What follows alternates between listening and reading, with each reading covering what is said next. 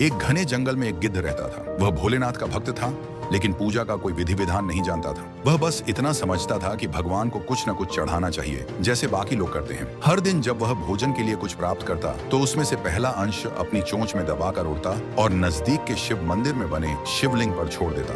लेकिन मंदिर में मौजूद लोग यह देखकर क्रोधित हो जाते। लोग उसे पत्थर मारते, भगाने की कोशिश करते, लेकिन गिद्ध कुछ समझ नहीं पाता था। गिद्ध मन ही मन भोलेनाथ को पुकारने लगा, हे महादेव, मैंने तो बस आपकी भक्ति करनी चाहिए। मेरे पास फूल फल नहीं, तो मैं वही अर्पित करता हूँ जो मेरे पास होता है। लेकिन यह मनुष्य मुझे अपशकुन मानते हैं, मुझे मारने दौड़ते हैं। क्या सिर्फ इंसानों को ही आपकी पूजा करने का अधिकार है? क्या हम पक्षी आपकी भक्ति नहीं कर सकते? महादेव अपने भक्त की यह पीड़ा देख रहे थे। उन्होंने एक साधु का रूप धारण किया और गिद्ध के पास आए। साधु ने पूछा, गिद्धराज, तुम इतने दुखी क्यों हो? गिद्ध ने सिर झुकाकर उत्तर दिया, महाराज, मैं भोलेनाथ का भक्त हूँ, लेकिन मुझे पूजा करना सही तरीके से नहीं आता। सब लोग मंदिर में फल फूल चढ़ाते हैं, लेकिन मेरे पास तो बस मेरे द्वारा जुटाई गई चीजें होती हैं। मैं जो भी पाता हूँ उसमें से पहला अंश भगवान को समर्पित करता हूँ, लेकिन लोग इसे अपवित्र मानते हैं और मुझे मारने की कोशिश करते हैं। साधु रूपी महादेव मुस्कुराए और बोले, भक्ति के लिए किसी सामग्री की आवश्यकता नहीं होती, नहीं कोई नियम या बंधन। सच्ची भक्ति मन से की जाती है। गिद्ध ने आश्चर्य से पूछा, तो फिर ये लोग क्यों मेरी भक्ति को गलत समझते हैं? महादेव बोले, इस संसार में कई लोग अपनी भक्ति को सही और दूसरों की भक्ति को गलत मानते हैं। कुछ लोग स्वार्थी होकर पूजा पाठ करते हैं, तो कुछ सच्चे मन से।